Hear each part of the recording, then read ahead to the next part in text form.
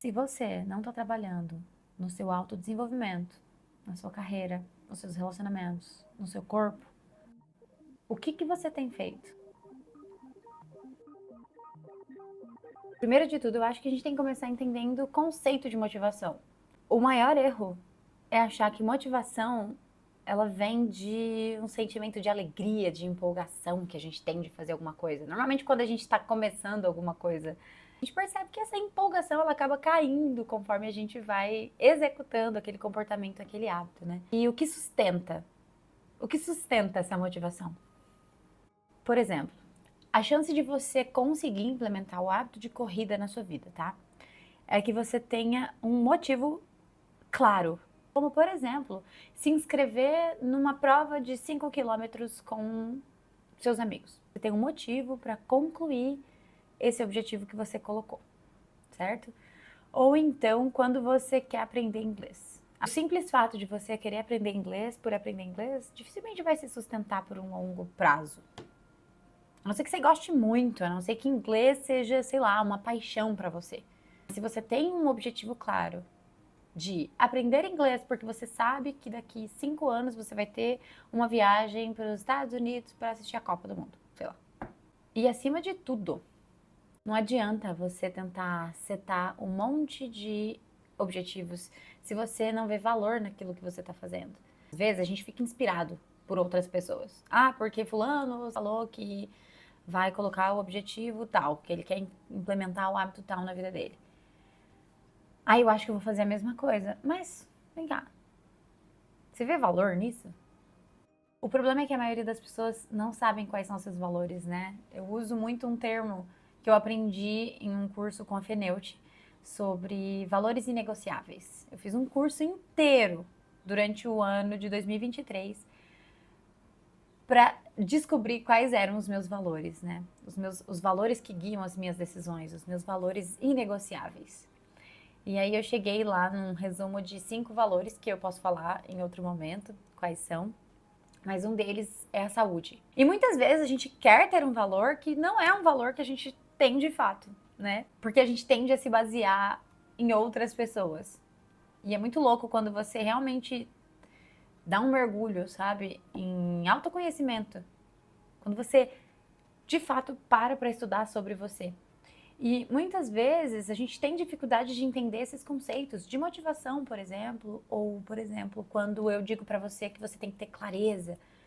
Ah, você tem que ter clareza para definir o que você quer de fato e o que você de fato vê valor. Mas, primeiro de tudo, você tem que saber aquilo que você valoriza, né? Vou te fazer alguns questionamentos e eu quero que você de fato pare para pensar. Se você quiser, você pode até pausar esse vídeo. Você sabe quais são os pilares da sua vida? Dentre esses pilares, você sabe o que vem primeiro? E é muito importante você saber, porque isso acaba te ajudando a ser mais racional com as suas decisões, com as decisões da sua vida. Nem muito emocional, nem muito avoado, não, racional nas nossas escolhas de vida, escolhas profissionais, de relacionamentos. Outra coisa importantíssima é você de fato acompanhar e monitorar o seu processo. Uma das melhores formas da gente se engajar na implementação de um hábito, de um comportamento, além de ver resultados, é você acompanhar e monitorar esse processo. Quando eu comecei a implementar o hábito de estudo na minha vida, eu lembro que eu queria estudar por 45 minutos, todos os dias. E isso fazia muita diferença para mim, porque eu sentia que os meus conhecimentos estavam muito superficiais, muito rasos. E aí eu percebi também que eu não estava levando tão a sério quanto eu deveria os meus estudos. Então eu fiz um tracker, inclusive tenho ele disponível na newsletter, vou deixar o link aqui embaixo caso você queira. Desenvolvi esse tracker, coloquei o único objetivo que eu tinha das próximas semanas era aprender a estudar 45 minutos todos os dias. Cada dia que eu fazia, que eu executava esse comportamento, eu marcava nesse tracker e deixava ele aqui, na frente do meu notebook, na parede, assim. E acompanhar aquilo visualmente, todos aqueles, né, aqueles vistos, ou então ter que marcar com X nos dias que eu não fazia, aquilo me deu um senso, assim, de comprometimento e de visualização. Porque vamos supor, eu passei, sei lá, os últimos 15 dias estudando. Aí, se por um acaso passasse pela minha cabeça de não estudar, eu pensava, não, espera, vamos lá, eu não quero estragar o meu tracker, sabe? Eu quero ver a fileira completa. Pode parecer bobo, mas faz muito sentido você visualizar. A gente tende a ser muito negativo, muito pessimista em relação a nós mesmos, né? Nós somos muito críticos. Às vezes a gente tem feito um bom trabalho. Então, quando você faz esse acompanhamento, esse monitoramento, esse diário, você volta lá e aí você vê, não, espera, não foi tão ruim quanto eu quanto eu imaginava que fosse. E aí, com muito tempo mesmo de acompanhamento, aquilo acabou se tornando um hábito. Foi quando eu pude, de fato, implementar outras coisas. Uma coisa importantíssima, não existem prioridades, né? Existe prioridade. Então, se você escolhe fazer uma coisa por vez na sua vida, a chance disso dar certo é muito maior do que você tentar fazer 1 milhão de coisas ao mesmo tempo, tá? E aí, sobre o lance de monitoramento, né? O que seria isso? O que seria monitorar o processo? Vamos supor que a sua meta seja diminuir a quantidade de açúcar que você consome diariamente. Você percebeu que não está muito legal, seu comportamento não está muito bom em relação a isso, você tende a recorrer ao açúcar quando você está se sentindo emocionalmente desgastado, triste, feliz, ou enfim, você quer diminuir. Existem várias ferramentas no meio nutricional e psicológico, e uma delas se chama rastreador emocional.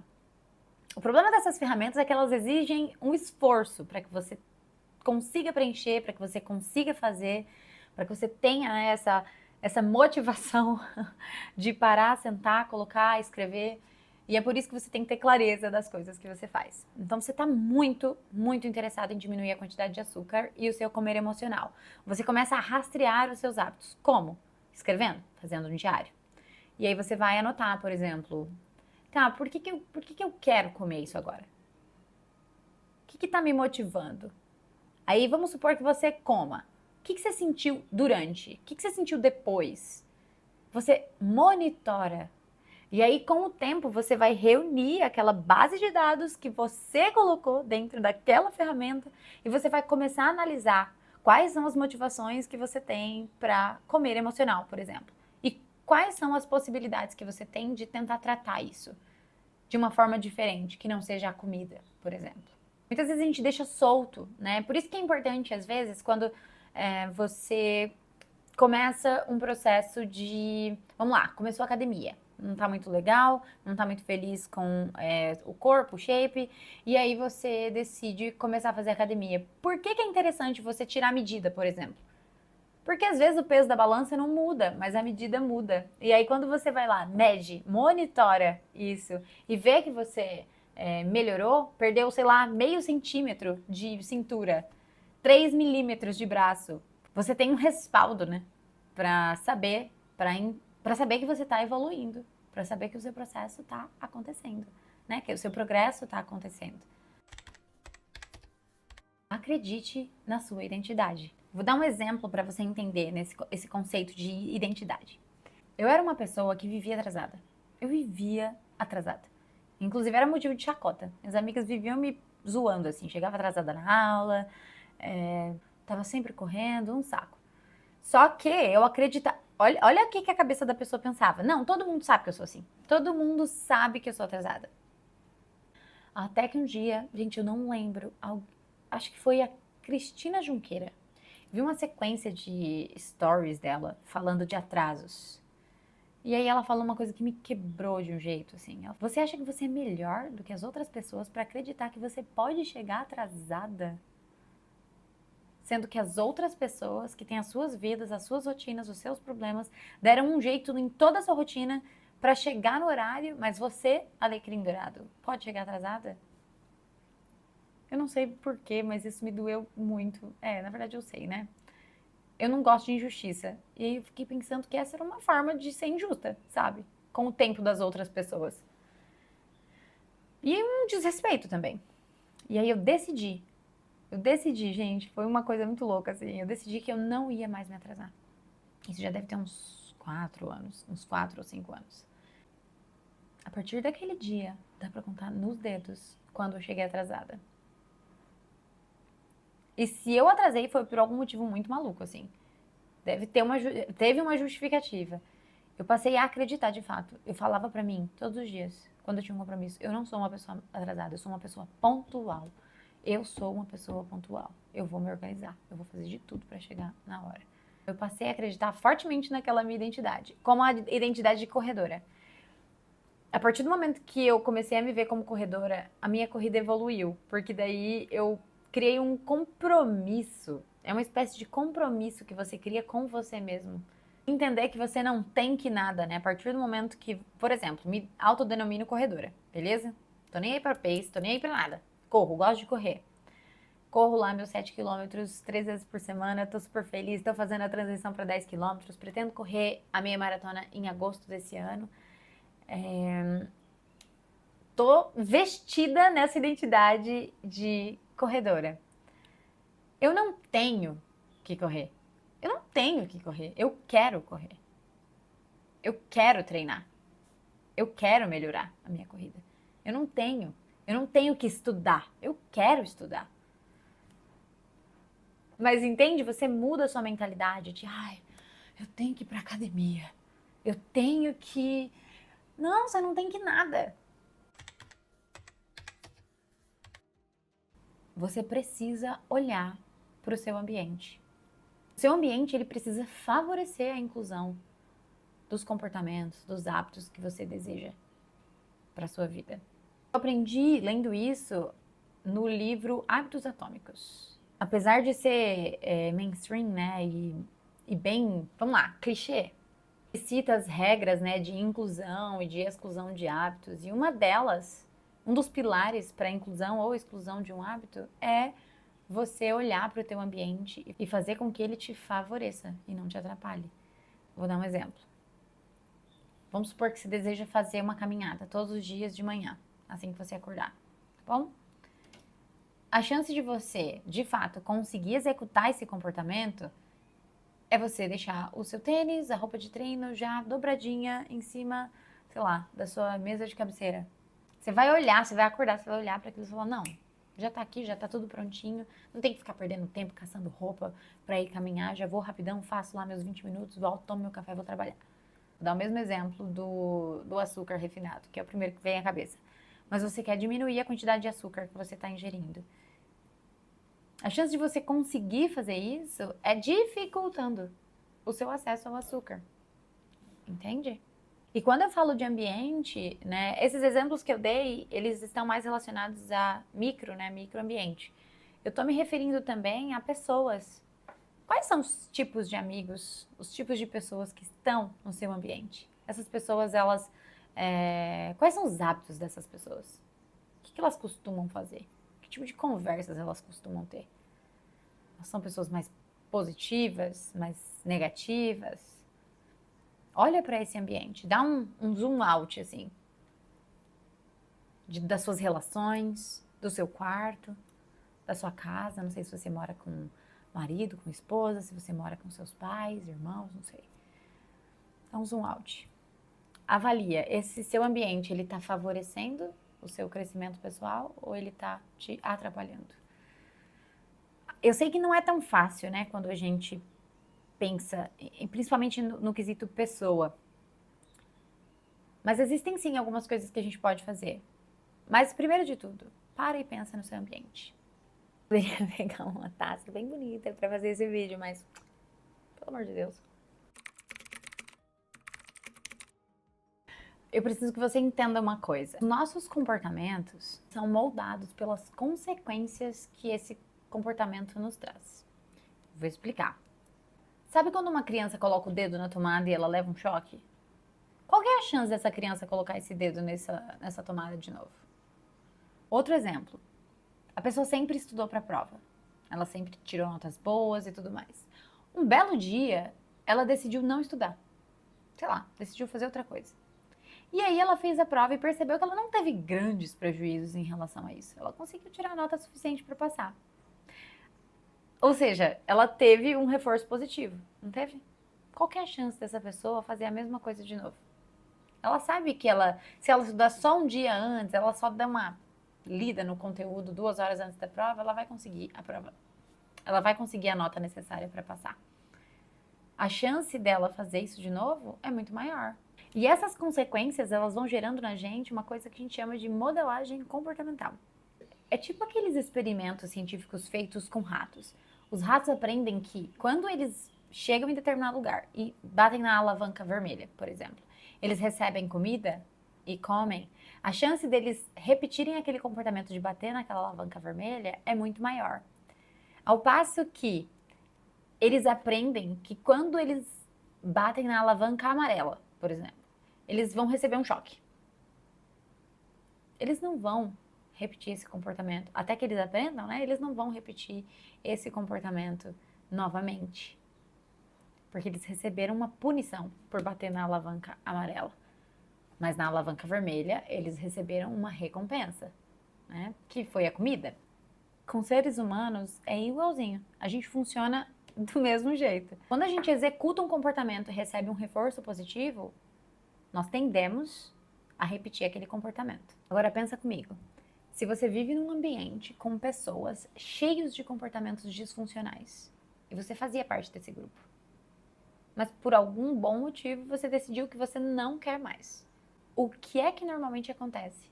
Você não vira o chato da roda? Poxa, esperava mais de você. Ah, não, nossa, você já não é mais a mesma pessoa. Se você recusa um convite para sair durante a semana porque você está priorizando seu sono, durante a semana você quer dormir às 10h30. Tem um monte de gente te falando, ah, não, para com isso, outro dia você dorme. Não é assim? E eu não tô falando pra você que você tem que virar um antissocial, que você tem que viver dentro de uma bolha, a não ser que você queira. Mas eu só tô querendo te fazer entender sobre esse negócio do reforço positivo, do reforço negativo. O que essas pessoas estão fazendo com você é te dando uma punição por você estar fazendo alguma coisa que é boa. E é muito complicado viver de maneira boa, com uma boa qualidade de vida. Em uma sociedade que te pune por ter comportamentos bons e te recompensa pelos comportamentos ruins, disfuncionais. Vamos supor que você decida ir beber. Fala, não, beleza, é verdade, acho que eles têm razão, vou mesmo. E aí você planejou dormir 10h30 para acordar bem, trabalhar bem, ter foco, concentração no dia seguinte. Mas mudou tudo. Você foi dormir 3 horas da manhã, bêbado.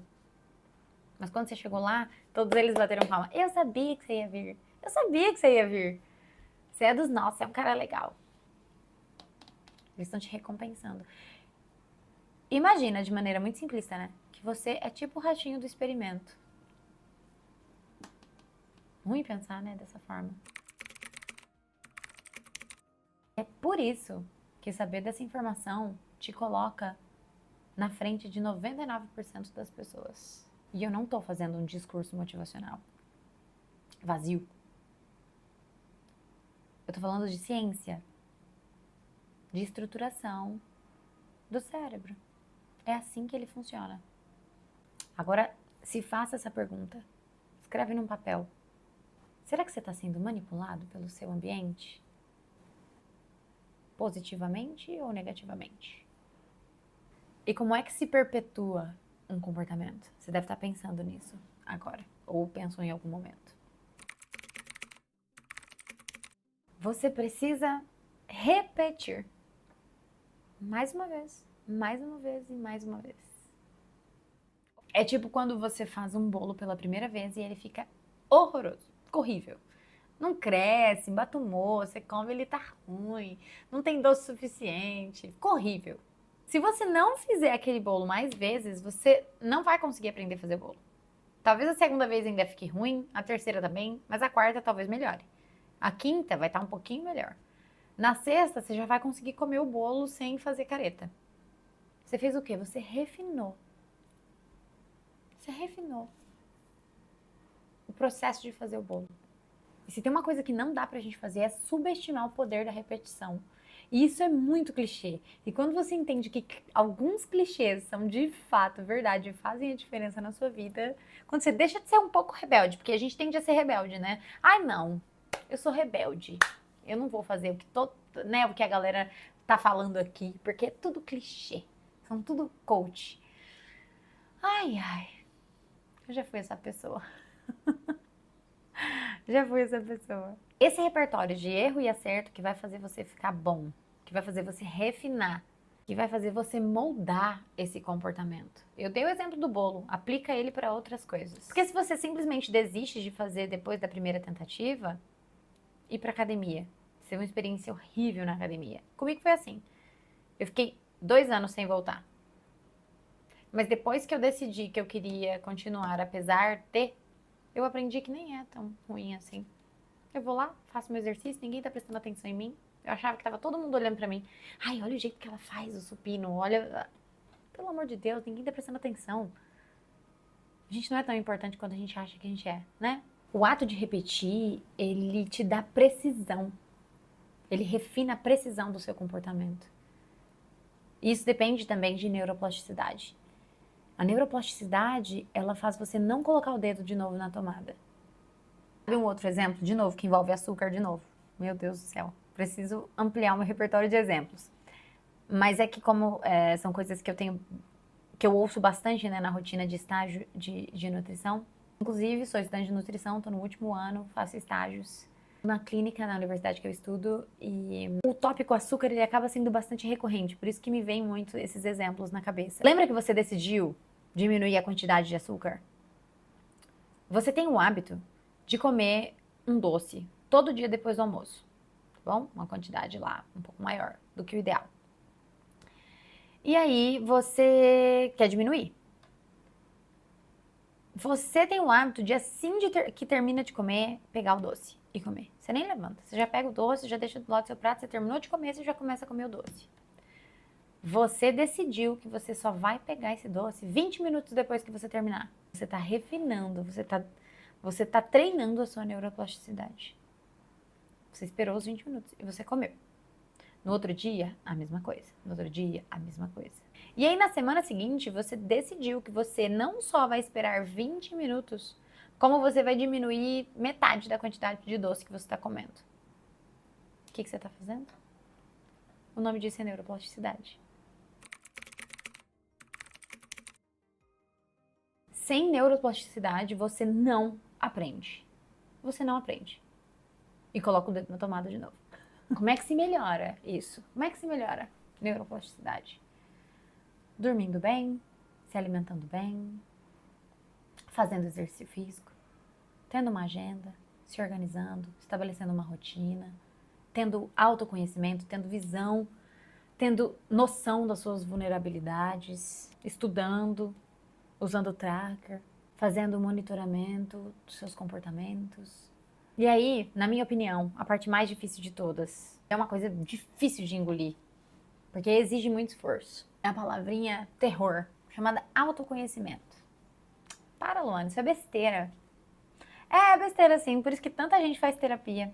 Se você não tem o hábito de estudar sobre você mesmo, eu sugiro fortemente que você coloque aí nas suas metas estudar sobre você mesmo.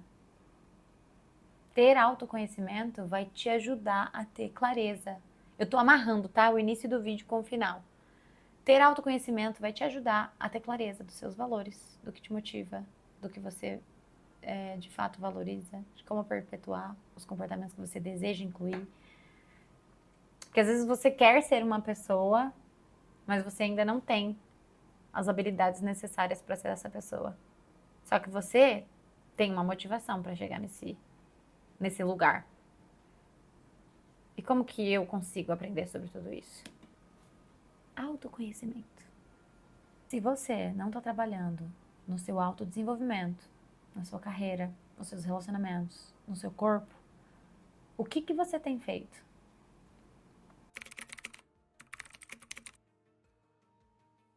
Eu preciso que você pare por um segundo e imagine o pior cenário. O que de pior pode acontecer se você continuar tendo os mesmos comportamentos que você tem hoje. A gente sabe das consequências dos hábitos disfuncionais que a gente tem.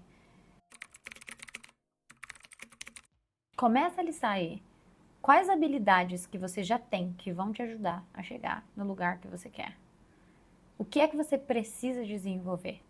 Estuda sobre os seus comportamentos. Autoconhecimento. É isso que te coloca em um outro patamar. As pessoas, em geral, têm muita preguiça de fazer isso. Fazendo isso, você se coloca na frente de muitas pessoas. Não que você precise ser melhor do que as pessoas, tá? Você tem que ter você como comparação. Quão melhor você está em relação a quem você era, né? Fazendo esses passos, pensando sobre tudo isso, o que a gente conversou nesse vídeo, é o que vai fazer você começar a transformar a sua vida, de verdade. O que eu tô propondo pra você é que você faça tipo uma viagem mesmo pra dentro da tua cabeça, pra dentro do seu cérebro, pra que você entenda o que de fato, como de fato o seu cérebro funciona. Eu já tenho percebido em muitos aspectos da minha vida como eu melhorei. Eu era uma pessoa indisciplinada.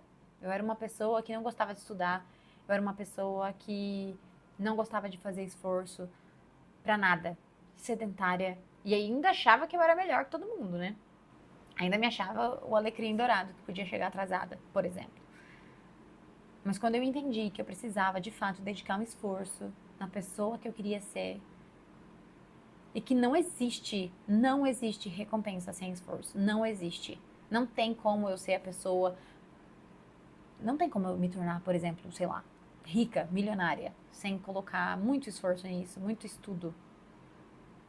E esse vídeo aqui é uma das ações que eu tô tendo em relação a de fato, começar a colocar isso pra fora, sabe?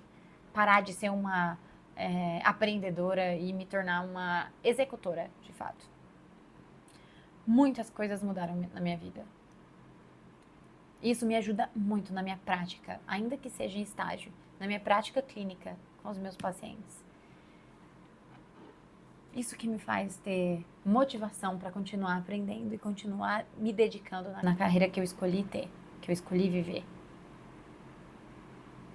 É isso que vai me levar em um outro patamar de vida, para mim. Eu espero que tenha feito sentido, espero ter sido útil na sua vida. Pensa sobre isso, tá bom? Até!